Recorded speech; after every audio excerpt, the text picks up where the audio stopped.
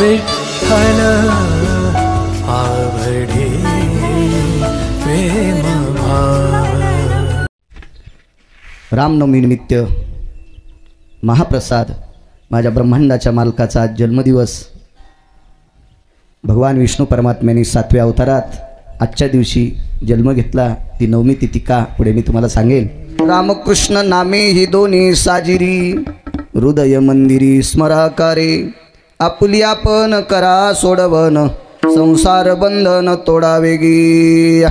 प्रस्तुत प्राप्त प्रसंग निवडलेला अभंग विश्वमान्य विश्वभूषण विश्वाधिकार विश्वप्रिय ज्ञानियांचे राजे योग्यांची माऊली समाधिधन अलंकापूर निवासी माऊली महावैष्णव ज्ञानोबराय नामपर प्रकरण पटून देणारा प्राप्त प्रसंगी निवडलेला अभंग।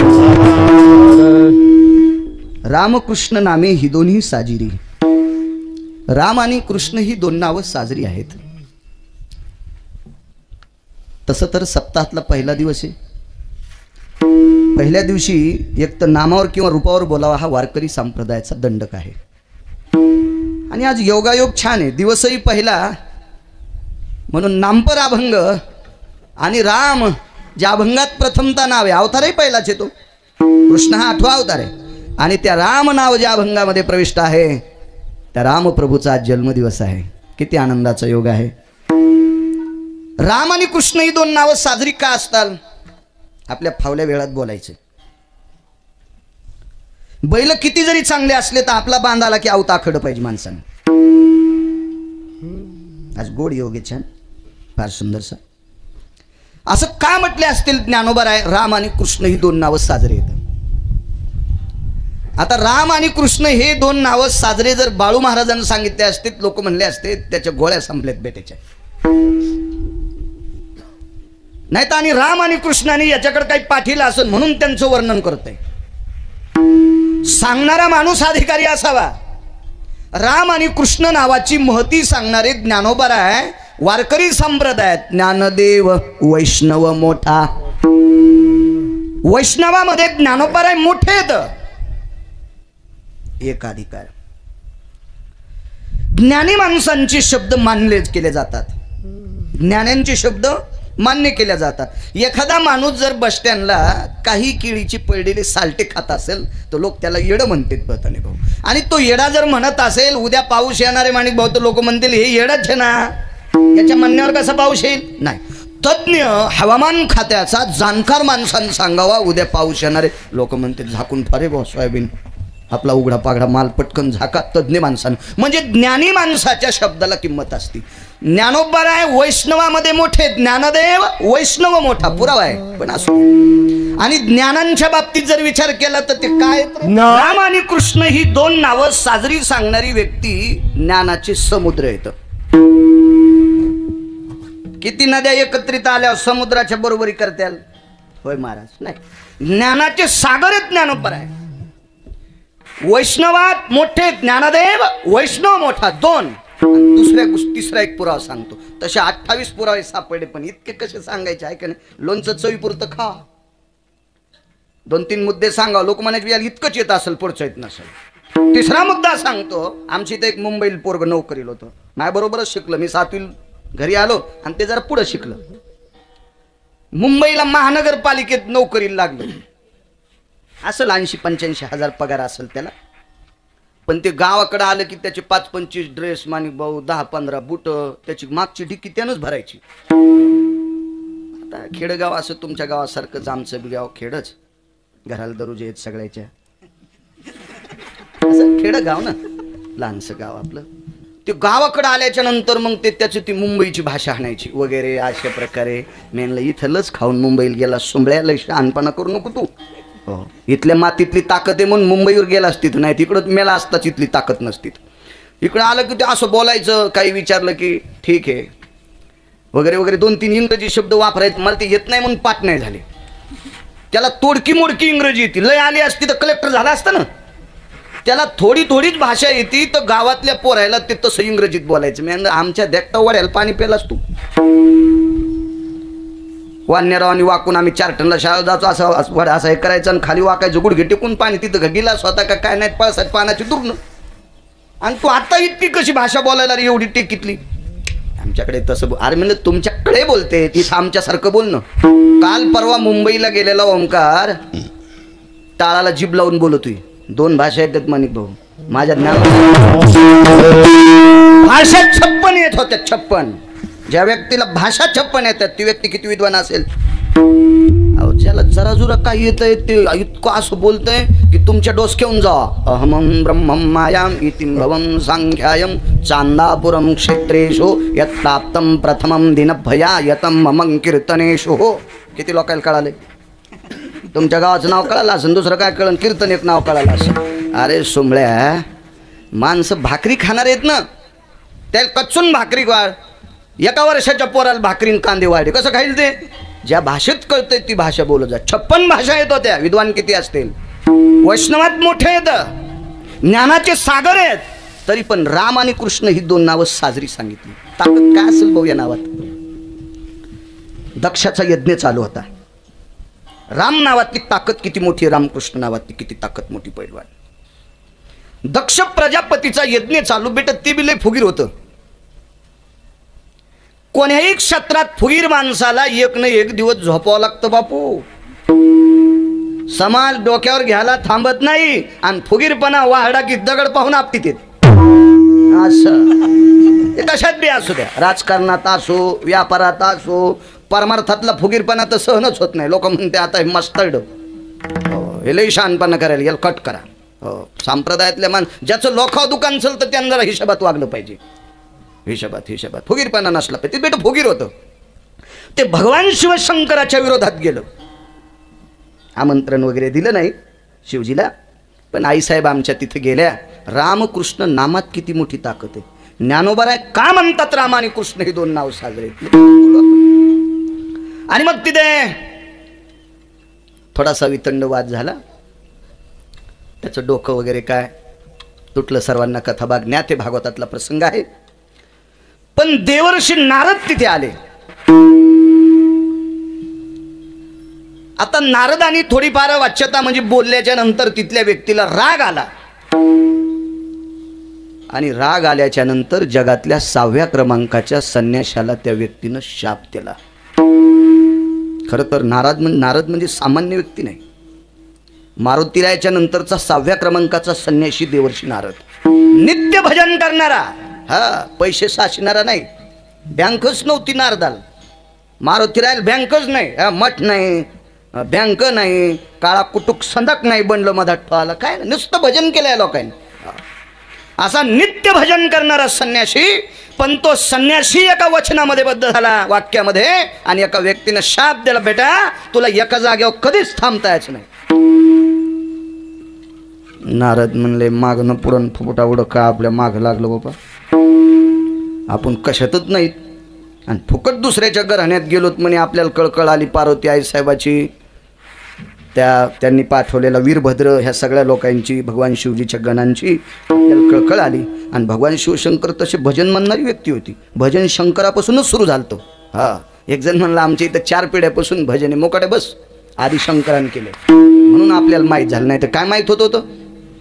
पडो म्हणे याच्यातून मला शाप प्राप्त झाला. एवढा मोठा भजन करणारा व्यक्ती तुमच्या गावात जर आलं तर भिक्षा मागायची, जेवण करायची. जेवण झालं की तिथं नारदाला थांबता येत नव्हतं.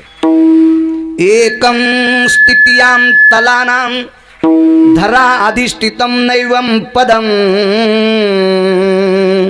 देवर्षियां व्याप्तेषु जघिन्यानां विशुद्ध भयो. एका जाग्यावर पाय थांबत नव्हते. दक्षाय नयन प्रजापते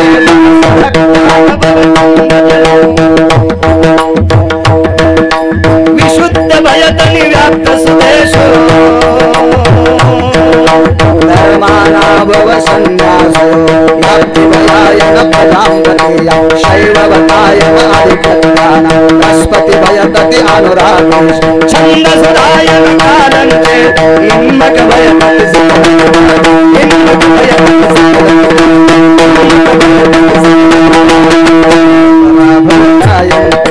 छंद पराभय जायन्ते छंद पराभय जायन्ते. वासरू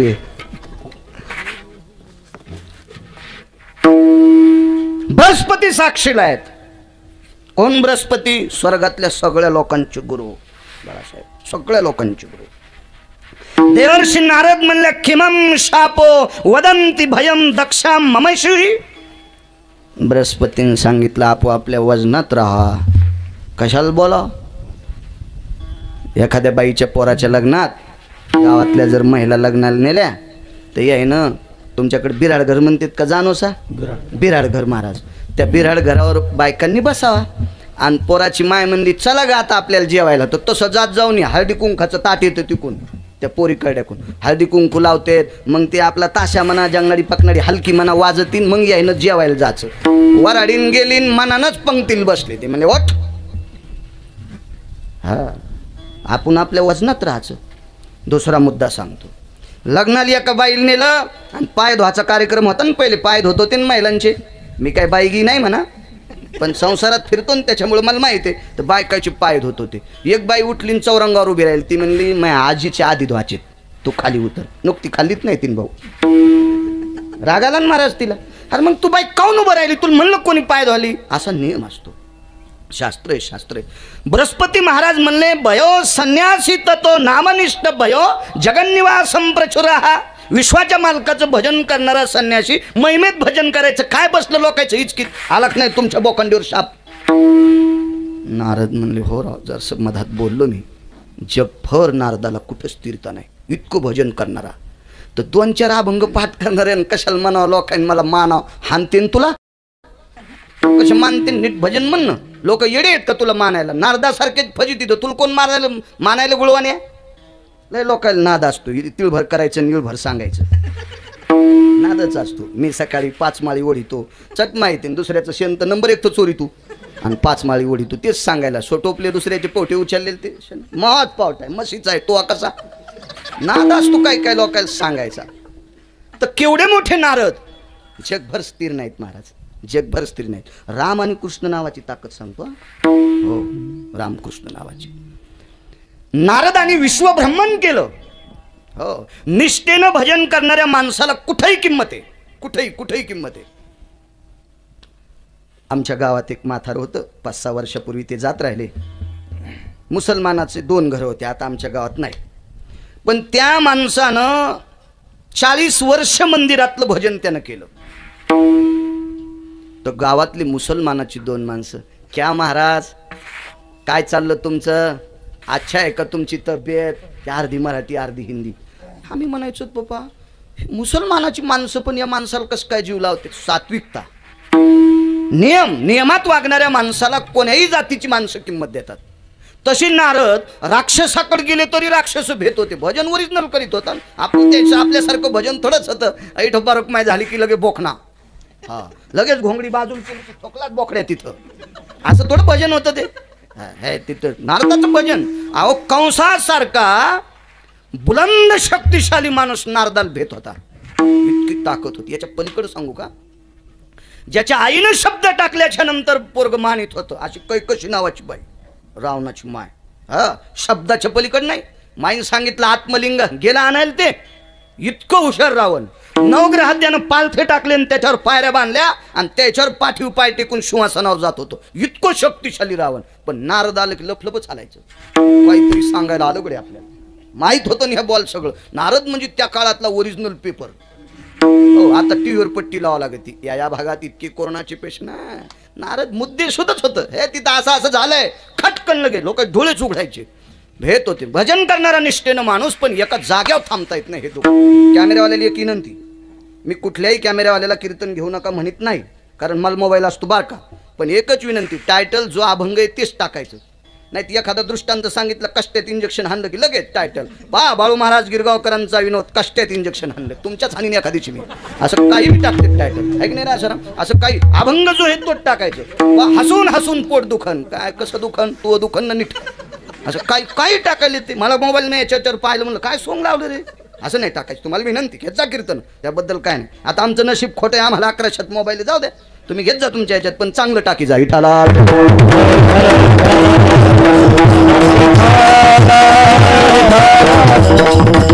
योग असा आला त्रिभुवनामध्ये फिरण्याची शक्ती ज्या व्यक्तीची आहे पण एका जागेवर थांबता येत नाही. मोठा कार्यक्रम चालू. नारदाला विनंती केली ब्रह्मदेवानं, देवर्षी थांबा इथे. डोळे भरून आले, मानसपुत्र होते. मी थांबू शकत नाही. थांब म्हणे, काय होतंय तर पाहू. पायच थांबत नव्हते. शाप होता ना, नैवम धरातले सुस्थिता पदाम देवर्षित नारदा.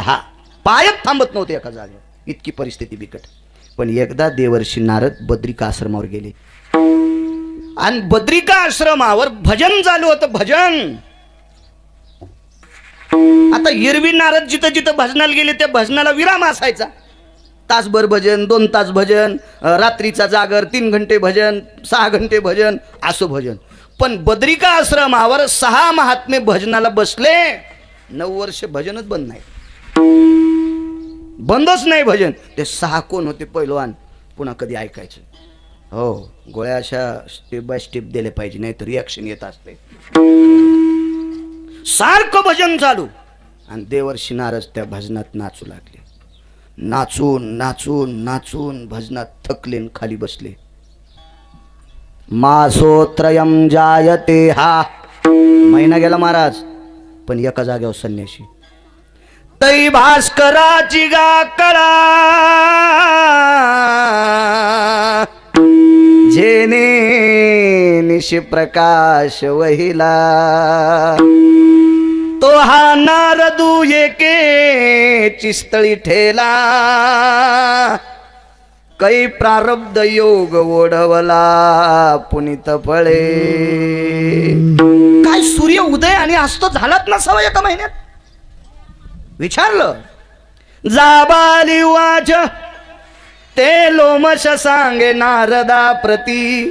1 मास लोटला तुझशी तुन रमे कवन 1 राती. परी 1 मास लोटला.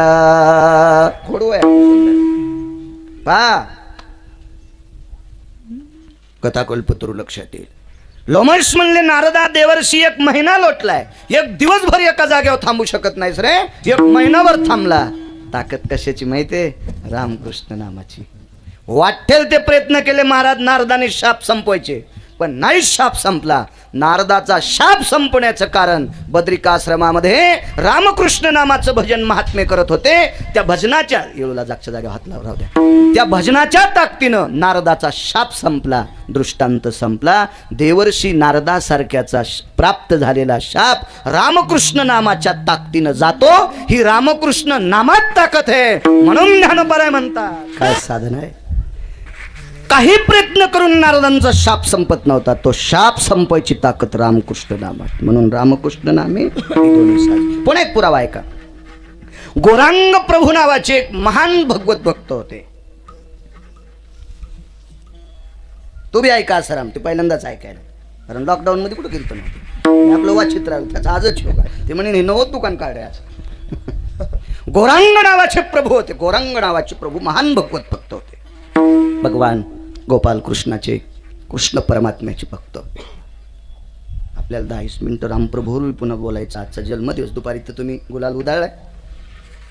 ज्याच्या नावानं आपण भाकरी खातो त्याचं वन राम, त्याचंच नाव आहे ना. आता काय काय हरकत आहे. गौरांग प्रभू नावी दादा घरी आले. त्या काळात अशा खुर्च्या वगैरे असं काही नव्हतं. 2 पायावर ते व्यक्ती बसायचा. गौरांग प्रभूंकडे ते दादा आले. महाराज काय काय नाही म्हणे, मुंडन करायचे, केस काढून टाकायचे सगळे. मग त्याचा तो वस्त्र असायचा. एक पट्टा काढा आणि तितक्याच संवेदना, काय भक्तीचे कंप, भक्तीच्या लहरी आल्या. आणि गौरांग प्रभू म्हणले, बेटा तुला अर्धा घंटा थांबावं लागते. माय भेटील देव आलाय, माय भेटीला देव आला. त्या व्यक्तीने विचार केला, हे भजन करणारा माणूस माहिती आहे आपल्याला. बरं, आज याच्या अगोदर बी भजन करणारे भरपूर पाहिले, पण देव भेटायला आला म्हणणारा पहिलाच व्यक्ती. ते थकून आलेला माणूस येऊ द्या म्हणला, कोण येत असेल तर बसू आपलं दर्शक. बाजूला सर्कल आपले हे गेले. अर्ध्या पाऊण तासानं आले तिकडून, रडत रडत आले. ते केस काढणाऱ्याने रडता काय, काय नाही, आज जगाचा बाप भेटला, जगाचा बाप भेटला. पण मला कळकळाटून मिठी मारली. बस म्हणले. बसल्याच्या नंतर जगाच्या मालकाला गौरांग प्रभूंना, विश्वाच्या मालकाने मिठी मारली. तो गौरांग प्रभूच्या अंगावरचे जेवढे कपडे होते त्याच्यात मलयानिळू सुगंध, चंदनाचा सुगंध येत होता. ते मुंडन करणाऱ्याने विचारलं, हे काय सुगंधी द्रव्यात लोळून आला काय महात्मा? सगळ्या अंगाचा सुगंध येतो. हो, सुगंध येतो. एखाद्याला जर शंका येत असेल तर एक पुरावा सांगतो. मला नाद आहे पैलवानजी, जागच्या जागेवर थुत्तर हाणायचा एखाद्याचा, कारण लय काय काय अशी तोंडवरी काढीत येत. तुम्हाला पाल्या माहित आहेत ना, जरा काळीच्या जमिनीवर जास्त असतात. हो, पाल्या येडपट गड्यान जर तोडल्या तर सरकीला उगवायच्या आधीच पालीवर येते. हो, पाली अशी खांदायची चांगली. आता जेसीबी निघल्यामुळं काय ताण नाही. काही काही माणसं त्या पाल्यावर त्याची थुत्र असते. देवान मिठी मारल्यावर कुठं सुगंध येत असतो. काही सांग तू बाळ्या. गौरांग प्रभू भजन करणारे होते. सुगंध येत असेल नवल नाही. पुतना नावाची राक्षसीनी, बरोबर आहे ना, ही देवाला स्तनपान करायला दिली, बरोबर आहे ना. भगवान परमात्म्यानं तिचं स्तनपान केलं, ती मेली. तिचं सरण फुकून दिल्यावर सुगंध येत होता. भागवत सांगते, गिरगावकर नाही. आणि भागवत काय गिरगावकराच्या आजान थोडत लिहिलंय. तुम्हाला जर विश्वास नसेल तर भागवत लिहिणारे व्यास आहेत. मग पापीनी देवाला मारायला गेलेली बाई, तिला भगवंताचा स्पर्श झाला तर ती जळताना सुगंध येतोय. गौरांग प्रभू भजन करीत होते. हो, देवाला आलिंगन दिल्यावर का सुगंध नाही येणार? पुरावा मान्य करावा लागेल. आता जर एखाद्याला पटत नसेल तर वरून उडी आण, पण हा पुरावा आहे. गौरांग प्रभूचा अंग असं सुगंधाने भरभरटून आलं. पण ते मुंडन करणाऱ्या व्यक्तीने विचार केलाय, कुठंतरी अंगाला कोणी द्रव्य लावलं सुगंधी. आता नाही का स्प्रे असते ते, असं काही झालं असं नाही.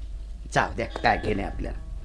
पण झोप नाही आली त्या व्यक्तीला रात्रभर. राम आणि कृष्ण नावाची ताकद काय? उदाहरण क्रमांक 2 पहिलं ऐकलं हे काय का. मग दुसऱ्या वेळेस तो प्रसंग आला. बसले 15 दिवस झाले म्हणे महाराजात. पक्षायतनो भेदी. पक्षायतन म्हणजे 15, म्हणजे शुक्ल पक्ष कृष्ण पक्ष. 15 2 15 दिवसाचा 1 महिना. बव करण पळ निमिष हे जाऊ द्या सोडून. 15 पक्षायतनो भेदी. 15 दिवस झाले, बरोबर ती स्थिती आहे. आज या स्थितीनं तुमचं मुंडन करतोय. आज काय देव भेटणार की नाही? देव भेटायची वेळ ठरलेली. तू पटकन मुंडन कर म्हणले. बसलं घाशीत बिचार. दाढी वगैरे सगळी केली. हे काय केस ठेवणारी महात्मी नव्हती. दाढी, डोक्याचे केस आपलं मोकळं फुट. अनुरागी लोक. वेळ गेला आणि वेळ गेल्याच्या नंतर ते सगळं आटपलं. स्नान झालं. कधी भेटणार आहे देव? आमक्या आमक्या ठिकाणी. कुठं भेटणार आहे? आमक्या तीरावर. मुंडन करणारा व्यक्ती पिछावरच. खरंच भेटतो का गौरांग प्रभूला? खरंच देव भेटतो का? पिछावरच. प्रत्यक्ष बघितलं. गौरांग प्रभूनं पाहिलंय आपल्या पाठीमागे आपलं मुंडन करणारा येतोय. देव यायच्या अगोदर पवित्र गंगेच्या तीरावर बसले आणि देवाला आज विनंती केली, देवा जीवनात कधी तुला काम नाही सांगितलं, तुला मागितलं नाही, पण आज एक मागतो रे. मोठ्या श्रद्धेनं माझं मुंडन करते रे. माळकरी रे, ते वारकरी येते. काढणार वारकरी होता, माळकरी होता. आणि देवा आतापर्यंत माझी सेवा केली, माझ्याकडून रुपया घेतला नाही, कारण महाराजाकडेच पैसे नव्हते. ते कशाला मागत? 1 रुपया नाही मी दिला. कवडी खडका दमडी नाही दिली. माझी सेवा केली, माझं मुंडन केलंय. एक परमेश्वरा विनंती, मला जसा दिसतोस तसा त्याला लांबून दिस. आणि गौरांग प्रभूच्या कृपेने पैलवानजी मुंडन करणाऱ्याला जगाच्या मालकाने दर्शन दिलं. आले पुढची 15 दिवस. पुढच्या 15व्या दिवशी गौरांग प्रभू मुंडन करण्यासाठी बसले. त्या नाव्याचे डोळे पाचरले. ती शिली असती वस्तारा घासायची, तिला पाणी टाकून तो वस्तारा घासावा लागत होता. गौरांग प्रभूच्या समोर बसल्याच्या नंतर त्या शिलीवर डोळ्यातलं पाणी पडत होतं आणि डोळ्यातल्या पाण्यानं ती शिली आणि वस्तारा ओला होत होता आणि त्याच्यावर ती व्यक्ती ती वस्तारा घासीत होती, डोळे पाजरत होते. गौरांग प्रभूने विचारलं, रुदंतीम भवम किम कारणेन. का रडतो रे? बाबा आज जीवन सार्थक झालंय. मागच्या 15व्या दिवशी तुमच्यामुळे भगवान श्रीकृष्ण परमात्म्याने मला दर्शन दिले. बघता बघता काळ बराच 2-3 महिने गेले. गोडी लागली, एकमेकाचा चिव्हाळा लागला. आणि त्या मुंडन करणाऱ्याने विचारलं, बाबा देव तुम्हाला भेटला तो कोण्या साधनेनं? ते म्हणले, माय काय साधना आहे, मी यज्ञ करत नाही, तपश्चर्या करत नाही, काय नाही, माझं दानधर्म करत नाही, मीच करताना भिक्षा मागतो आणि त्याच्यावर माझं पोट ढकतं, मी काय दान करणार आहे? मग देवाची प्राप्ती कशाच्या बळावर? फक्त रामकृष्ण नामाच्या बळावर. रामकृष्ण नामाच्या बळावर ही शक्ती इतकी वाढली ती भक्तीची की भगवान कृष्ण परमात्म्याला आवाज दिल्याच्या नंतर ते शेद सोडून येत होता गौरांग प्रभूसाठी. ही रामकृष्ण नामातली ताकद आहे. म्हणून ज्ञानोबा म्हणतात रामकृष्ण नामामध्ये जगाचा बाप भेटावा, रामकृष्ण नामातली ताकद. भगवान बसलेले ते एकदा त्याच्या पुढचा पुरावा सांगतो. भगवान आल्याबरोबर एका बाईला आनंद लय व्हायचा. तसं देव घरी आल्यावर घरातल्या सगळ्याच लोकांना आनंद व्हायचा, पण सगळ्यात जास्त आनंद त्या घरच्या एका बाईला व्हायचा. त्या बाईचं नाव होतं द्रौपदी. दादा आलात? ती देवाला देव नाही म्हणायची, दादा म्हणायची. कारण ब्रह्मांडाचा मालक सख्या बहिणीपेक्षा तिला श्रद्धेनं ताई म्हणायचा. त्याची बहीण तर सुभद्रा, तर सुभद्रेला तर ताई म्हणतच होता, पण शक्यतो सुभद्रेकडे पैलवानजी जास्त जातच नव्हता, कमी कमी वेळेत जायचं माणिक भाऊ. मात्र हस्तनापूरमध्ये आल्याच्या नंतर, इंद्रप्रस्थावर आल्याच्या नंतर कधीच द्रौपदीकडे गेला नाही असं होतच नव्हतं. फक्त देवानं द्रौपदी टाळली 27 दिवस. तिची 5 लेकरं ज्या वेळेला अश्वत्थाम्याने कापले त्यावेळेला मात्र 27 दिवस द्रौपदीची भेट झाली नाही. का? तिच्या डोळ्यातलं पाणी पाहायची ताकद विटेवरच्या मालकात नव्हती. काय भक्तीचं टोक असेल. पण एरवी भगवंत कधीच टाळायचे नाही द्रौपदीला. भगवान आले की या आलात दादा, या बसा, आनंद व्हायचा. पाणी घेतलं. आज काय नियोजन आहे? ताई आज आमची मीटिंग आहे. बर, काय हरकत नाही प्रभू. धर्म, भीम, अर्जुन, नकुल, सहदेव असे समोर बसले. आत्या अशी बाजूला बसली आणि आत्याच्या डाव्या हाताला विटेवरचा मालक बसला. माझा ब्रह्मांडाचा मालक येतो, आपल्या सगळ्यांचा बाप आहे. तुम्हाला एक सोपं वाक्य सांगू. त्या जगाच्या बापाची कृपा ज्याच्यावरली संपली त्या व्यक्तीला मळ्यात नेऊन पेटवावं लागते. त्याची कृपा संपली की आपल्याकडे उलट शब्द आहे, देवाज्ञा झाली. म्हणजे पंढरपुरातल्या मालकाचा आदेश आला, तू इथं खाच्या लायकीचा नाहीस, तुझा इथला शेर संपलाय, आता तुला न्यावं लागते. याला म्हणायचं बाप, याला म्हणायचं जगाचा मालक. 10-5 कोटी जवळ असले की लोक त्याला म्हणतात मालक. तो असं आमचा कसं होईल? त्याला सकाळी पाणी न्यावं का न न्यावं हे कळत नाही, त्याला मालक म्हणायचं का? काही पागलवाणी आपलं. आत्या उजव्या हाताला डाव्या हाताला जगाचा बाप. धर्माने विचारलं, प्रभू काय काम आहे? काही नाही, फार दिवस झालं तुमचा यज्ञ चालू आहे, रामकृष्ण नावाची ताकद आहे. खूप दिवस झालं तुमचा यज्ञ चालू आहे. काय माणसं जेवतात, तुम्ही जे नगरभोजन म्हणले ना आजचं, सप्त्यात कीर्तनकार किती मोठा आणलाय ते सांगूत नका. कोण्या व्यक्तीला किती दक्षिणा दिली ते सांगूत नका, ते चुलीत गेलं. तुमच्या सप्त्यात माणसं किती जेवली फक्त ते सांगा. सगळ्यात मोठा परमार्थ ओंकार महाराज तो आहे. अन्नदानासारखं पुण्यच कशात नाही. सप्ताहात भजन आणि अन्नदान ह्या 2 गोष्टी महत्वाच्या आहेत. महाराज मोठ्या गाडीत आला म्हणजे मोठा असतो, येडपटपणा आहे तो. 6 वर्ष झालं बेजार झालं, पण मला ते 16 लाखाचं जनरेटर भेटत ना. 16 लाखाचं जनरेटर ओंकार महाराज ते तमाशावाल्याला असते. 24 लाखाचा ट्रक येते जनरेटर ठेवाला. आमच्या जवळ्याला तमाशे येते. जवळ आमचं कुलदेवते खंडोबा. दर्शनाला जात असतो. तमाशा कशाला पाहू माणिक भाऊ, पण ते रस्त्याने लावलेला तंबू दिसतून तमाशा पाहिल्यावर पुन्हा जीवाचा तमाशा व्हायचा. मी काही पाहत नाही, पण मी विचारलं आमच्या ड्रायव्हरला, अरे काय ते? म्हणलं जनरेटर आहे. ती लाईट कोणाची घेत नाहीत म्हणले, त्याची सौतलची लाईट, आणि ट्रक त्याच्याचे म्हणले. केवढ्याला असतोय? 24-25 लाख रुपये किंमत असेल म्हणले त्याची. जनरेटरची ते म्हणला 16-17 लाख रुपये किंमत असेल त्याची. 25 लाखाचा ट्रक आणि 16 लाखाचं जनरेटर कोणाला? तमाशावाल्याला. मग महाराज जर 5-50 लाखाच्या गाडीत आला तर काय मोठाड पण सांगायचं. आज 16 लाखाचं जनरेटर तमाशावाल्याला, याच्यावर मोठे पण नसते. किती मोठ्या बंगल्यात राहतो ते सांगू नको, तो आचरण किती शुद्ध आहे ते सांग. भजण्याचं आचरण शुद्ध, तो भजने मोठा. गाता सुंदर येते. तमाशातले कुठं गाता येत नाही? ते बी गातेत का नाही? पेटीची पट्टी पाडायला असे गातेत बिचारे. आणि सिनेमातले गायक, नाटकातले गायक किती सुंदर गातेत. हा, गाण्याचा विषय नाही, ती भगवंताची कृपा आहे, त्याचा स्वर चांगला आहे. पण भजन हे आचरणात असावा, याचं नाव भजन असतंय. एखादा सिनेमातला गायक आहे, त्यानं सुंदर गायन केलं आणि ज्या पाठीवर येड्या वाकड्या प्राण्याची चित्र आहेत त्या हॉटेलीत जेवला. लोक म्हणतात ते काय, ते गायक आहे, ते जेवला असेल.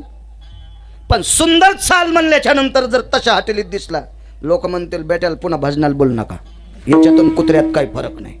आपल्याकडे आचरण या दृष्टीने पाहते महाराज, गुणवत्ता नाही, आचरण. काय अन्नदान, सीमा नाही त्या अन्नदानाची. मला असं वाटतंय त्या यज्ञातलं अन्नदान आमच्यासारख्याच्या तोंडातून सोडून द्या. ओरिजिनल महाभारतातलं संख्यानिह रसोदीर्घ न चुकता 39 श्लोकाचं जर पर्व पाहिलं, एका पर्वातलं तितकं पर्व, तर त्याचा शब्दानिशी गोड असा अर्थ करून जर डोक्यात घेतला तर जीवनात कोणीच माणूस म्हणणार नाही मी पंगत करतो. म्हणजे भूषण सांगणार नाही, पंगत करणार पण भुसकट सांगणार नाही. मी 5 पोते साखर गाळला आणि 20 पोते साखर गाळली, 10 पोते तांदूळ होते आणि 14 पोते गहू होते, त्याची हवाच जाईन ते ऐकल्यावर.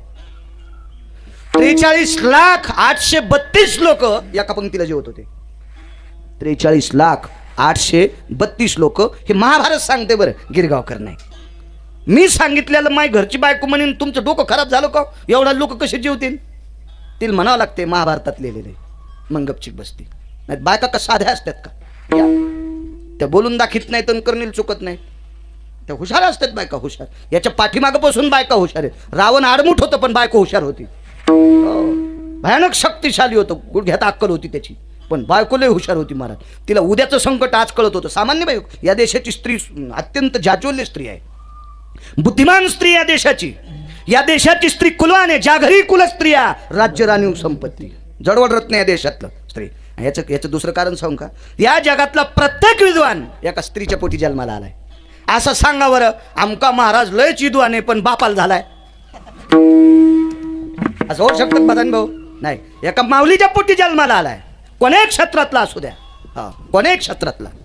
म्हणून या देशाची स्त्री जडवड रत्न असो. म्हणून त्या ह्याच्यापाशी गाफील बोललेलं ते मायबापाचं नाव करण्यासाठी ऐकून घेत्या, पण मानित नाही. माय बारगाळ्यावानीच बोलायला मालक असं मनातली म्हणत म्हणतात. मन माणसानं वट्यावर बसल्यावर मंदिरावर बसल्यावर काही सटाके हानी जा, पण घरी गेल्यावर खरंच बोल जा.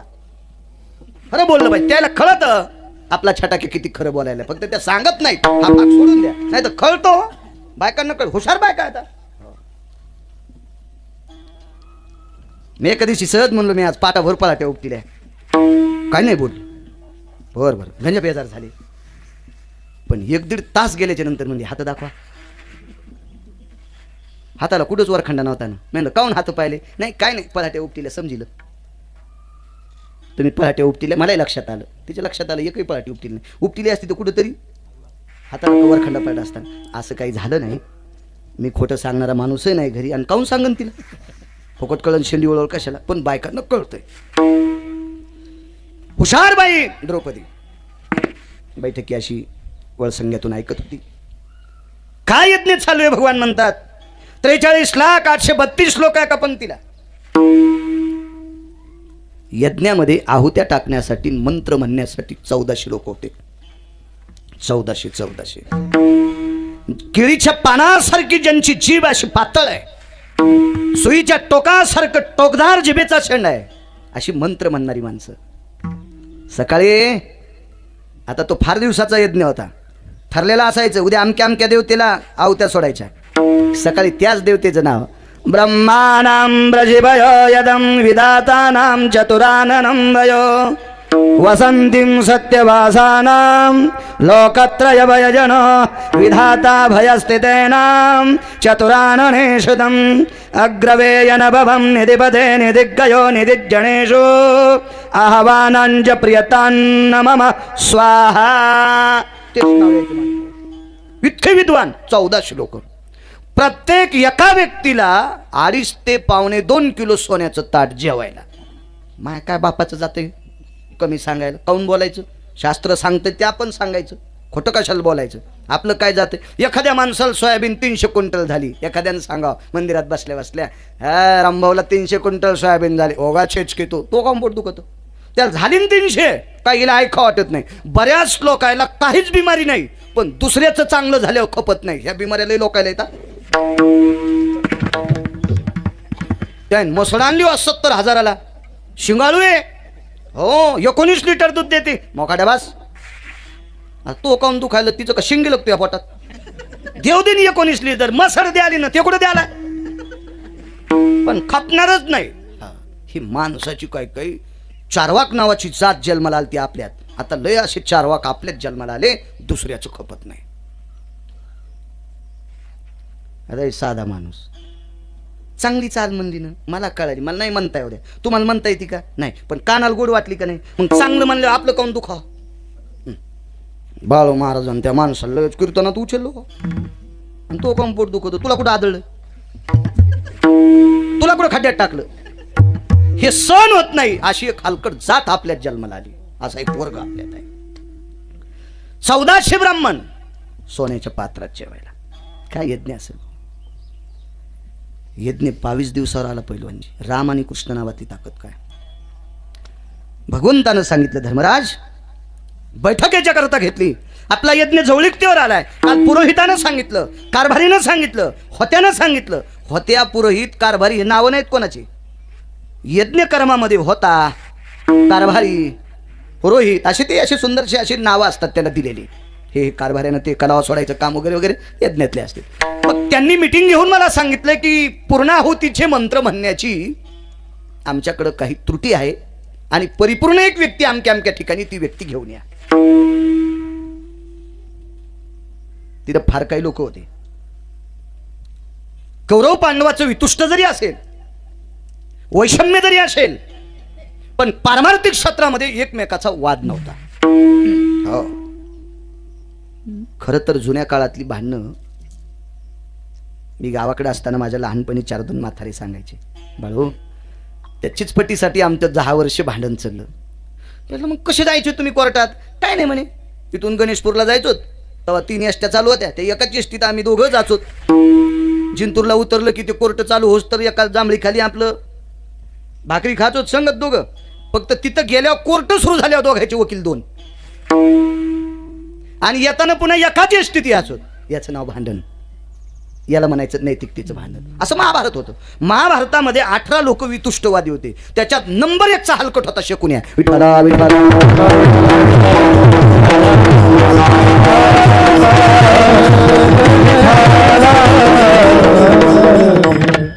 बाकी सगळे लोक यायचे। मुद्दा सांगू का? कृष्ण कोण्या पक्षात होते? पांडवाच्या। भीष्माचार्य कोण्या पक्षात होते? कौरवाच्या। पण पांडवांना हस्तिनापूरची गादी मिळावा याच्याकरता पंढरपुरातला मालक बेजार, कृष्ण मालक बेजार। पण सकाळी पहाटे भीष्माचार्याचं दर्शन घेतल्याशिवाय अर्जुनाचे घोडे सुरीत नव्हता। पहिलं भीष्माचं दर्शन आणि मग घोडे सोडून रथाला झोपायचे। हे नैतिकतेचं भांडण त्या काळातलं, म्हणून जय प्राप्त होत होता। आणि सर्वांना नमवत आहे धर्मराज, पितामह भीष्मांना माहित आहे, कृपाचार्यांना माहित आहे, द्रोणाचार्यांना माहित आहे, संग्रामातला राजा, युद्ध कौशल्यातला राजा द्रोणाचार्य। कारण भीष्माचार्यांना सुद्धा पुरावा आहे 2 श्लोकाचा महाभारतामध्ये, भीष्माचार्यांना सुद्धा युद्ध कौशल्यातले डोस शिकवणारा व्यक्ती द्रोणाचार्य होते। द्रोणाचार्यापासून विद्येचा खेळ, विद्येचं कौशल्य द्रोणाचार्याकडे ते सुद्धा होते। आचार्य आधी करून सर्व बोटी रथी महारथी लोक होते। आणि सर्वांना नमवत आहे, अमकी अमकी व्यक्ती आल्याशिवाय आपल्या यज्ञाची पूर्णाहुती होत नाही। आणायचा कोण? भगवंतानं सांगितलं, धर्मराज मी कोणालाही काम सांगितलं तर लोक घेऊन येतील, पण यज्ञ तुमचा आहे, तुम्ही ठरवा कोणाला सांगायचं. अर्जुनानं सांगितलं पितामह भीष्माला सांगावा, वडील आहेत, ज्येष्ठ आहे, बुजुर्ग आहेत, त्यांना काम कसं सांगायचं नाही. गुरु या नात्यानं द्रोणाचार्याला सांगावं तर शिष्यानं गुरुला काम कसं सांगायचं नाही. आपणच जाऊ. भीम गेले आणायला. भीमाला जरा शक्तीचं बळ होतं.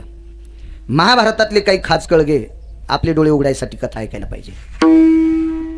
भीमाला थोडासा गर्व होता एका गोष्टीचा, बलाचा.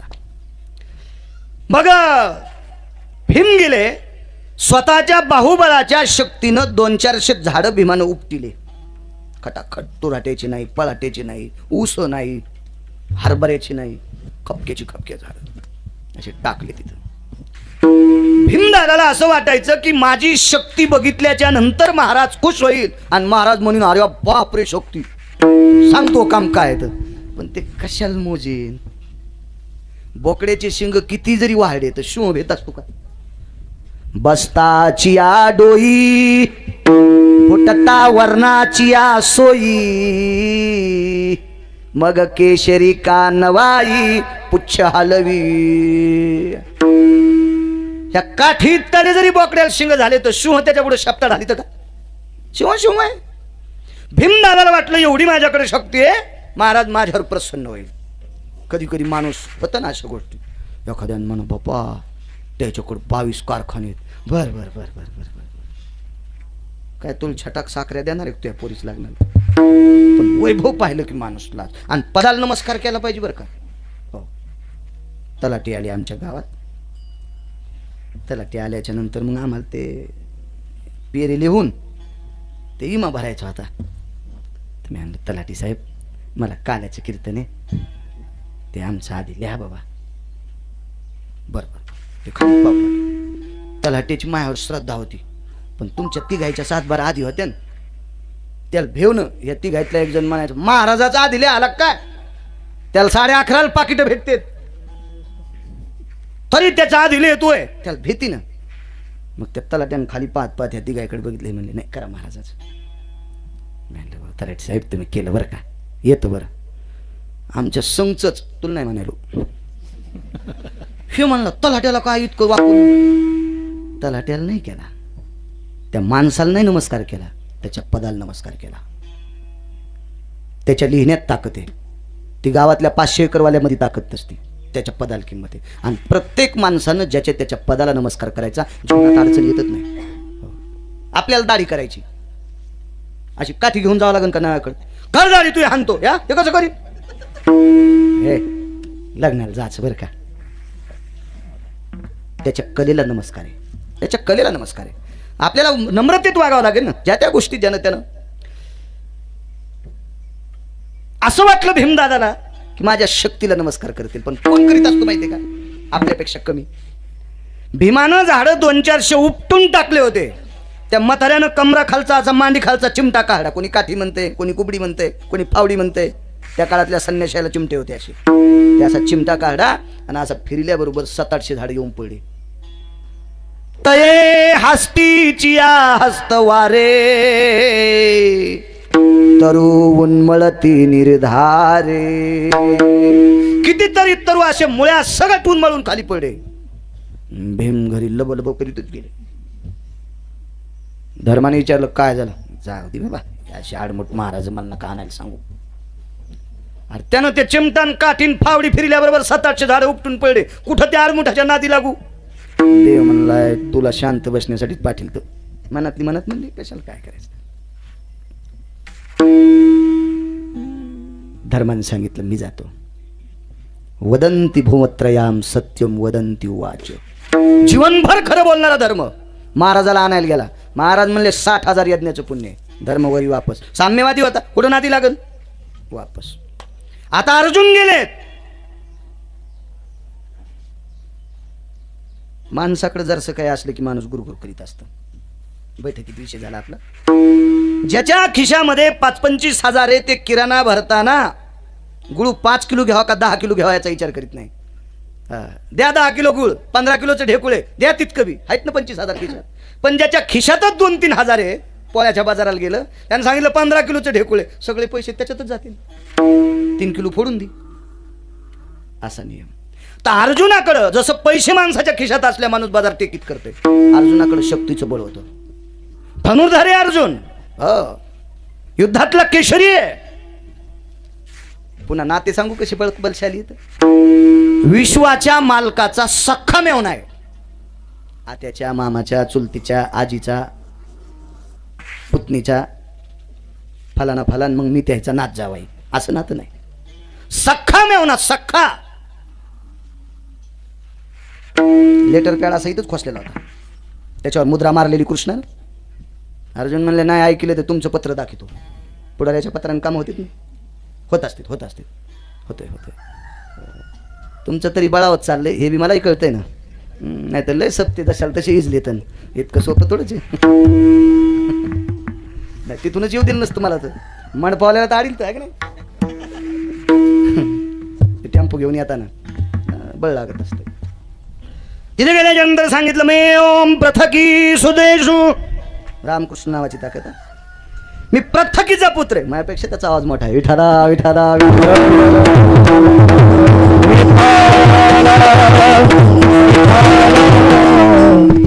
पृथकी म्हणजे कुंती, मी कुंतीचा पुत्र आहे म्हणजे. वा, काय काम आहे? यज्ञ करता घेऊन जायचंय. सहस्रानाम चष्टास्तितं पुनितभयं पूज्यास्तितो नाम सहस्रानां मखेषु यत् पुण्यां संकल्पितो ममं अर्जितायां ततं मखेषु. हे सगळं पुण्य मला अर्पण करा 60,000 यज्ञाचं, मग मी तुमचा यज्ञ पूर्ण करण्यासाठी येतो. अर्जुनानं सांगितलं आमचा पहिलाचे, मग वापस जाय. लेटर पॅड काढला, असं लिहिलेलं होतं, त्याच्यावर देवाची मुद्रा. त्यावेळेला कागदाची लेटर पॅड नव्हती, राजाची मुद्रा चमड्याच्या होत्या, चमड्याच्या होत्या. आणि एकेकाळी तर पैसे सुद्धा चमड्याचे होते. ज्ञानेश्वरी वाचा, लक्षात येईल. ए राजाज्ञेची अक्षरे बऱ्याच ठिकाणी चमड्याला आकार देता येत असतो. शिक्का सुद्धा चमड्यावर कायमस्वरूपी राहतो. हो, चमड्याला किंमत होती, आजही चमड्याला किंमत आहे. आता प्लॅस्टिक युग आलं म्हणून सांगा, नाही तर सर्वसामान्य शेतकरी राजाला रात्री बेरात्री रानात फिरायचं असेल तर चमड्याच्याच बुटातून काठी मोडत नव्हती. किंमत होती चमड्याला, अति किंमत होती आधी. मग ती मुद्रा काढली. महाराज पर्णकुटीत आतमध्ये धुनी लावून बसलेले. मी भगवान श्रीकृष्ण परमात्म्याची मुद्रा आणली, म्हणजे लेटर पॅड, आपल्या भाषेमध्ये पत्र आणले. मी टाकलं खिंडीतून. त्या धुनी कुंडात ते पत्र पेटीलं, खिंडीतून बाहेर टाकलं. अर्जुन म्हणला बाप रे, ह्या पत्राला तो काहीच किंमत नाही. त्याच्या नावाला किंमत होती, त्याच्या कागदाला किंमत नाही, त्याच्या नावाला किंमत आहे. अर्जुन वापस, धर्म वापस, अर्जुन वापस, भीम वापस. सगळ्यांचे चेहरे पडल्याच्या नंतर बाईच्या अंतःकरणामध्ये थोडं शंकेचं काहूर जाग झालं. घरातल्या प्रपंचाची इगुंती वाढ्याच्या नंतर जिचं अंतःकरण बोंड्या असते, म्हणजे चिंता करते, तिला म्हणायचं पतिव्रता. तिला म्हणायचं पतिव्रता. पतिव्रता तशी द्रौपदी होती. देवाला बाजूला घेतलं आणि सांगितलं प्रभू यज्ञ करायला लावणारा कोण? भगवंताने सांगितलं मी. यज्ञ कसा करायचा सांगणारा कोण? देवाने सांगितलं मी. यज्ञात माणसं किती जेव्हा सांगणारा कोण? मी. यज्ञाला ब्राह्मण किती आणायचे सांगणारा कोण? देवाने सांगितलं मी. स्वयंपाक काय करायचा सांगणारा कोण? मी. मग अडचणी आल्यावर सांगणारा कोण? देवाने सांगितलं मी. मग काऊन फुकी तू आम्हाला? हे निस्तार नामचं. अरे आगा तुझी वागोत्तरी, तुझ्या मुखातले शब्द कानावर पडल्याच्या नंतर माझ्या मालकानं यज्ञाचं नियोजन केलंय, हे तो सांगितलंच देवा. आता निस्तार ना तू, हे निवटायचं काम तुझं आहे. ताई याला मी काय करणार आहे? ते महाराज 60,000 यज्ञाचं पुण्य मागतंय. मग तू मला सांग ना देवा. मग ताई जर हे तुला माहिती तर मला कशी विनंती करायली? देवा बऱ्याच लोकांना दवाखाना माहित आहे रे, आमच्या दवाखान्यात गेल्यावर कोरोना राहतो, पण 2 लाख कुठून भरायचे ते तू दिलं आहे का नाही? पहिलं द्रौपदीला माहित आहे महाराज येतोय, पण मला एकटीला जाता येत नाही ना. बाल्य रक्षन्ति पिता, तारुण्य रक्षन्ति भ्रता, वार्धक्ये रक्षन्ति पुत्रः, नैव नैव स्त्री स्वतंत्रता नैवम गांजा कसम लिखितम. बंधनातलं जीवन, चारित्र्यातलं जीवन स्त्रीचं. भारताची स्त्री त्या बंधनातली आहे. मग दादा महाराज मी आणते, पण तिथपर्यंत मला तू घेऊन चाल. काय ताई, काय रस्ता आहे ते, चांदापूरला गेल्यासारखाच रस्ता आहे. तुमच्या गावाला गाड्या आहेत, तेव्हा कशाच्या गाड्या? 50 वर्षापूर्वी काय गाडी येत होती तुमच्या गावात? असंच चला लागत असं ना, एका 11 आणि एका 2 12.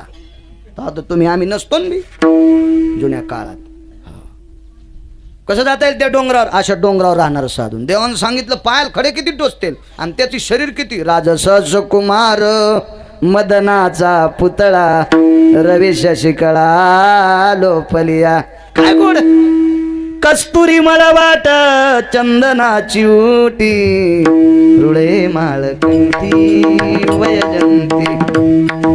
अगणित लावण्य तेज पुंजाळती रत्न किळ फाकती प्रभा. चंद्रानन भय संख्यपनाय भास्कर तेजन भय व्यापीन. नदी तनयानति सुधम भयात चंद्रायन भय जायन्ते. भक्त भयावन भयानति सकल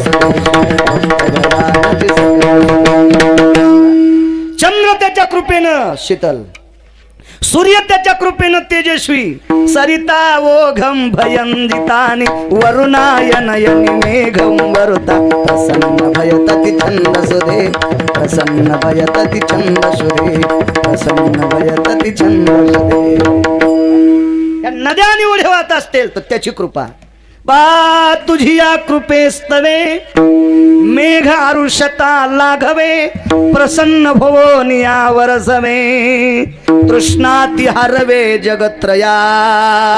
त्याच्या कृपेनं मेघ प्रसन्न होतो आणि प्रसन्न होऊन पाऊस पाडतो ना आपली ताण भागितो. त्याची वाणी किती गोड असेल, त्याचा चेहरा किती गोड असेल. कोटी ब्रह्म हत्या श्रीमुख पाहता जाते. तोंड का साधे असते. आपलं देवाचं तोंड दिसायला सारखंच, पण आपलं पाहिल्यावर काही काहीचं तोंड पाहिल्यावर मांजरीला महिना महिना उंदर गवसनत. इतके काहीची तोंड खास. हो, ती महिना झाला आमच्या इथली तुटलेल्या शेपटीची मांजर रडायली. म्हणलं खाऊन रडायली. कापासून आपल्या इथला ते नाव नाही उगे पुन्हा माया शेपटीली कष्टाली इस्तू लावायचं ते घेत नाही नाव. मला मांजरानं सांगितलं त्याला पाहिल्यापासून महिना झालं म्हणे उंदीर भेटन. आपले इतके खास चेहरे आणि आपलं चेहरा पाहिल्यावर पाप संपल ही त्याच्या चेहऱ्यात टाकत. आणि कसंच झालो मी पायी पायी. द्रौपदीनं सांगितलं रहू वरेषु माधिष्ठिताः. तुम्ही रथात बसा पण मी पायी चालणार. भगवान रथात आहेत, द्रौपदी पायी पायी. एक जण म्हणले महाभारतातला प्रश्न, द्रौपदीनं धर्माला सोबत का नेलं नाही, अर्जुनाला का सोबत नेलं नाही, भीमाला का सोबत नेलं नाही, देवालाच का नेलं? सृष्टीतली सर्व सत्ता ज्याच्या ताब्यात आहे तो सोबत असल्यावर काय कोण्या टपरीची भीती? वृक्षाचे पान हले ज्याची सत्ता, झाडाचं पान ज्याच्या सत्तेशिवाय हलत नाही असा जगाचा बाप सोबत असल्यावर तिला काय भीती? चला म्हणे पाय पाय गेली. तिथे गेल्याच्या नंतर आतमध्ये होतं माथारास बसलेलं, धुनी लावलेली. ते रथातच होता मालक, ते नाही उतरलं खाली. तू लय रगिलन. चांगल्या चांगल्या रगील आहे ना, त्याला बघितल्याच्या नंतर रगिलीचा रिवर्स गिअर टाकला पाहिजे. एक गुंडाळ म्हणला आपल्यासारखा गुंडाळच कोण नाही. मी म्हणलं रावणासारख्या गुंडाळाला ज्यानं हाणलंय तो किती गुंडाळ असं नाही ध्यानात. तो गुंडाळपणा काय? तू टाटर चोरीत असेल, वायर चोरीत असेल, एखाद्याचे पाठ चोरीत असेल, काय तो गुंडाळपणा आहे? ह्या दिवसात कोणाचे टरबुजत चोर काय? तू गुंडाळे हायच काय? तुला बायको थोतरीत आणायली तो काय गुंडाळपणा आहे? लय ताकद असली तर आमच्याकडं पहिल्या शेळ्या गावाकडे असायच्या, म्हणजे माझ्याकडे नाही बरं. तर शेळीचं दूध काढताना आता मी बसलेला आहे तरी सांगतो, अशी मेचकी फिरली, मेचकीत असा पाय दाबायचा म्हणजे इथं, आणि मग शेळी पिळायची. तर तू लय गुंडाळा असशील तर मसड मेचकीत घेत असशील, याच्या पलीकडे काय? पण ते देवासारखा गुंड जगात कोण नाही. त्याच्या नाही नादी लागायचं. त्यानं चांगल्या चांगल्याचा राहू दे रिकामी जागा आता. तर तुमच्या मायासारख्यानं कशाला त्याच्या नादी लागाव? आणि तो सोबत म्हणला द्रौपदीला काय भीती? एका बुक्कीत कंश आणला. चोपदार भाऊ तो ते किती वर्षाचं होतं? 11 वर्ष 54 दिवसाचं नाही. राम राम चांगला मिळ मग आता. 11 वर्ष 53 दिवस गोकुळात राहिला. 11 वर्ष 53 दिवसाचं होय आणि 54व्या दिवशी गोकुळात पोहोचला. 11 वर्ष 54 दिवसाचं होईन पहिलवानजी. आणि त्या टायमाला कंशा मारला. कंशा सामान्य माणसाचा जावाई नव्हता, जरासंधाचा जावाई. 22,000 राजे त्यानं म्हणलं, हे तुला आज भाकर नाही खायची जी. इतकी ज्याची सत्ता होती असा जरासंध. त्याच्या आस्ती आणि प्राप्ती 2 मुली कंसाच्या बायका. एवढा मोठा सासरा एका बुक्कीतच आणला. काय गुंड असेल पंढरपुरातला मालक ओंकार, त्याच्या कशाला नादी लागायचं. आणतान पकवात करीन ना बाळू महाराज कीर्तन.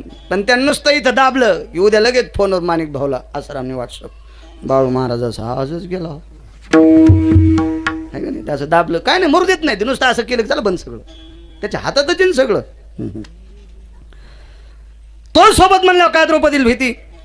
पोचले तिथं, पाया पडली द्रौपदी. हो आपली संस्कृती किती गोड आहे बघा. अशा खेड्यात गेल्यावर बघायला भेटत देऊ आपली संस्कृती. बघा ना जुन्या म्हाताऱ्याचे हात पाहिलं इतर बांगड्या. हो काही काही घालीतच नाहीत. हो काय त्याला पॅरेलिस होतो काय माहीत. हो घालीतच नाही अशा बांगड्या. पाया पडल्याबरोबर म्हाताऱ्यानं आशीर्वाद दिला. हेण सौभाग्य स्थित कंचनस्त्रयोम ललाटम प्रपटल चिरम भास्करो तेजो भयानाम. भीष्माने एकदा द्रौपदीला आशीर्वाद. द्रौपदीला आशीर्वाद 9 लोकांचे. भीष्माचा निष्पांडवी पृथ्वी करील त्यावेळेला पाया पडायला गेलती. तो एक आशीर्वाद. आणि आज या साधूचा आशीर्वाद. ह्या साधूचं नाव जरा राहू द्या पानाच्या खालीच, पुन्हा पाहू कधीतरी. कोण आपण? द्रौपदी मनातली मनात विचार केला, याला कसं कळालं बाई पाया पडली. काकणं वाजले ना, हात खालीवरी करताना बरोबर असे काकणं वाजत असतात. हुशार मात्र ते काय गोट्या खेळणार महाराज थोडीच होते. पंक्तीला जेवत नाही धाब्याव कोचून हंतू असं थोडाच कारभार होता. ते महात्मा होते. कोण आपण? माय कोण? ए पांचाळ नरेशाचिया. पांचाळ नरेशाची कन्या. येन द्रुपदम भय व्याप्तीनाम सुतम कन्या के भय स्थितेनो पांडवानाम स्थितो व्रतारेवम. पांडव माझे पती आहेत. द्रुपद राजाची कन्या आहे. येन दृष्टदुम्नाम सहोदरेषु. भाऊ आहेत ते. पांडवाम भगिनी स्थितेषु. भाऊ आहे माझा, मी बहीण आहे. जगदानंद कंद पतये स्नेहानाम वात्सल्य भयस्थितानाम स्नेहेषु स्नेहेषु स्नेहेषु भगिनीं भवाहा. महाराज त्या पंढरपुरातल्या मालकाचं म्हणजे द्वारखेतल्या मालकाचं माझं आणि त्याचं बहीण भावाचं नातं आहे. अर्जुनासारखं सांगितलं नाही, जगाचा बाप मोहमेव नाही. बाया हुशार असतात. आणि माझ्या फिरण्याच्या अभ्यासावरून सांगतो, तुमच्या गावात पहिल्यांदा आलो. पहिल्यांदा आलो. आकडाही माहिती आहे मला गावाचा. माझ्या याच्यात ह्या 10-12 दिवसात विसरून गेला आकडा. आता जरा असे खंड झाले ना. हो तर माझ्या फिरण्याच्या अभ्यासानुसार सांगतो, या महाराष्ट्राच्या मातीतले 10% पागल माणसाचं हुशार बायकाच्या जीवात चालले. 10% हलकटायचं जीवन चतुर मावल्यांच्या जीवावर चालले. सावरून नेत्यात मायबापाचं नाव करण्यासाठी. हे वाहत जरी गेला तरी त्याला वरी काढून आणतात. वाहनं म्हणजे पाण्यात नाही, कोणत्याही प्रकारचं वाहन. इतके चतुर मावले आहेत आपल्या. मग द्रौपदी किती चतुर असेल कल्पना करा. देव जर तिला बहीण नसताना बहीण म्हणत होता, त्यात तिच्याकडे काहीतरी असेल ना. मी आमक्याची बहीण आहे. दारच उघड मात्र्याने साष्टांग प्रणिपात केला त्या महात्म्याच्या समोर. कोण आहे सोबत? कृष्ण. पण म्हातारं म्हणलंच नाही देवाला जवळी. महिमेतले लोक नव्हे. महिमेतले ना. तुमच्या मायासारख्या 2-4 अभंग पाठ करणारे देव भेटले. अरे बापू देव आला, देवा देवा देवा. तू याकडे कसा येईन छटाके. कसा देव भेटणच आणि दिसणच कसा आपल्याला. त्याच्यात मी बी आलो बरं का. मी फार ब्रह्मवेत्ता असं नाही म्हणायचं, मी सुद्धा आलो माणिक भाऊ त्याच्यामध्ये. पण देव भा काही चौंग्याच्या अंतरावर बोलत नाही आतमध्ये. महिमेत जीवन जगणारी लोक काय करायचे यांना. परमार्थाची मस्ती होती या लोकांकडं, निष्ठा होती. त्याच्याकडे तर तुझं भजन करतो, तुला याच होती नाही तर नको येऊ. तू रथाच्या खाली उतरलं तिथून नाक घासून पाया पडत होतो. देव संतांना नमस्कार करणार आहे.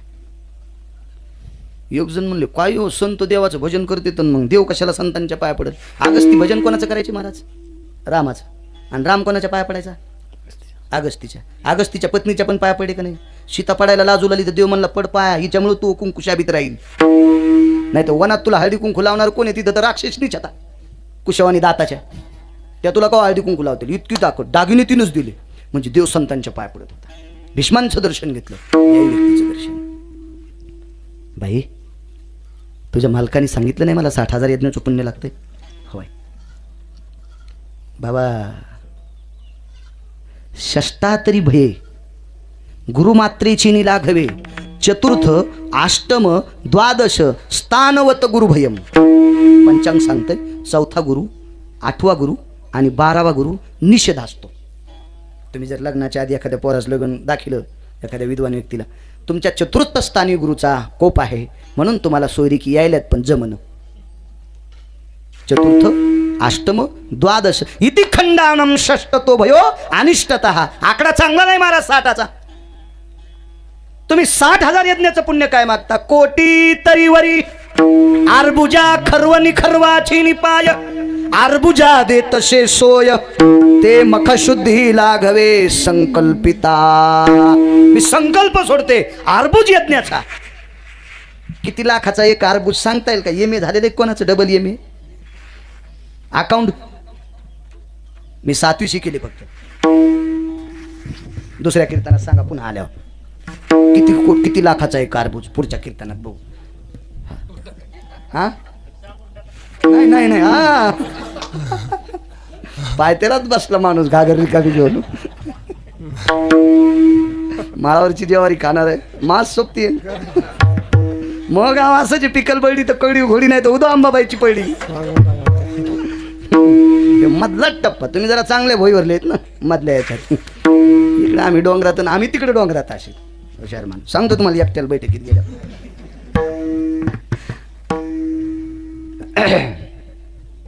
एवढं पुण्य देते. तै ललाटीचा स्वेद पुशिला.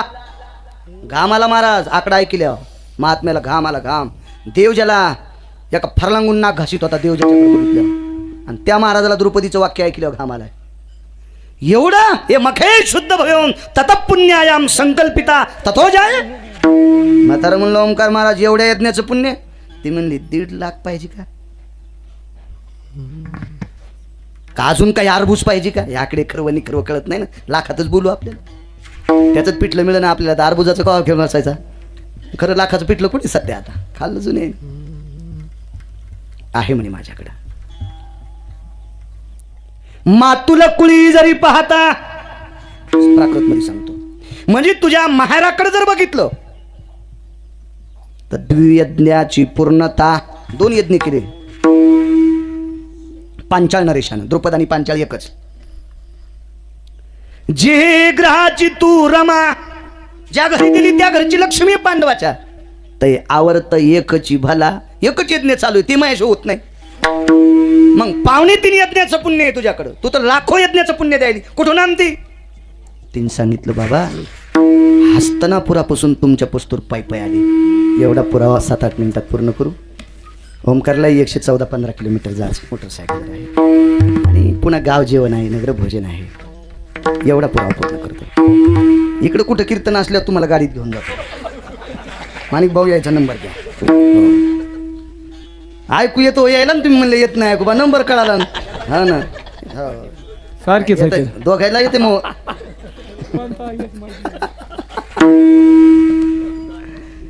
कोटी कोटी यज्ञ महाराजांनी पुरावा दिला. नित्यजाचा नेम काय केलं ना एक हरिनाम जपता घडी. याच्या पलीकडचं सांगतो. शांती ब्रह्म एकनाथ महाराजांकडं नाम सुद्धा घेण्यातली ताकद बघा. एक जण म्हणला मी नाही जात मंदिराकडं. जरा येडपटायनं सप्ताह उभा केला. आम्ही शहाणे शहाणे तिकडे जातच नाहीत. जे सप्त्यात येत नाहीत ते शहाणे असतात का? मी आपलं घरी बसूनच रामकृष्णारी म्हणतो. घरी बसल्यावर रामकृष्णारी म्हणल्यावर पुण्य लागत नाही असं मी म्हणत नाही. त्याचा पुढचा पुरावा बघा. ना देव करायचा लोकांनी कशाला उकरायचे कोणाचे? शांती ब्रह्म एकनाथ महाराजांकडे कोटी कोटी यज्ञ नित्यजाचा नेम. याचा पुरावा सांगतो पुढं. भजन म्हणलंय एवढ्या यज्ञाचं पुण्य का? त्याचं कारण सांगतोय. महाराजांकडे आल्याच्या नंतर त्या व्यक्तीनं सांगितलं, नाथ महाराज मला संध्या करायची. संध्या 24 नावाची असते बघा. केशवाय नमः, माधवाय नमः, अच्युताय नमः, संघर्षणाय नमः, मित विक्रमाय नमः वगैरे वगैरे अशी 24 नावं असतील. मागं पुढे म्हणत असेल मी, तुम्हाला तरी काय घेणे त्याच्याहून, पण 24 नावाची संध्या. मग मला संध्या करायची. महाराजानं तशी 2-4 ठिकाण सांगितले, पण 1-2 सांगतो त्याच्यातले. पहिलं ठिकाण सांगितलं आमचं देवघर यायचं, दुसरं ठिकाण सांगितलं तुळशी वृंदावन, तिसरं ठिकाण सांगितलं गाईचा गोठा, आणि चौथं ठिकाण सांगितलं गोदावरीचं पात्र. तुम्हाला नेमकी कुठं संध्या करायची? एक तर आमच्या देवघरात करा, एक तर तुळशी वृंदावनापाशी करा, तिसरी संध्या गाईच्या गोठ्यात करा, अन्यथा गोदावरीच्या पात्रात करा. ते विश्लेषण असं झालं. तिथं देवघरात केल्यावर 1 रुपयाचं पुण्य, तुळशीपाशी केल्यावर 2 रुपयाचं पुण्य, गाईच्या गोठ्यात केल्यावर 3 रुपयाचं पुण्य, आणि गोदावरीच्या पात्रात केल्यावर 4 रुपयाचं पुण्य. पात्रां पवित्रयो अनंत पापनाशिनी पापक्षालन वितारथायां पवित्रं तीर्थोदकानां तज्जायते संध्यावदनं नामचिंतन भयव्याप्तीनां पापं निरसन हितार्थायं.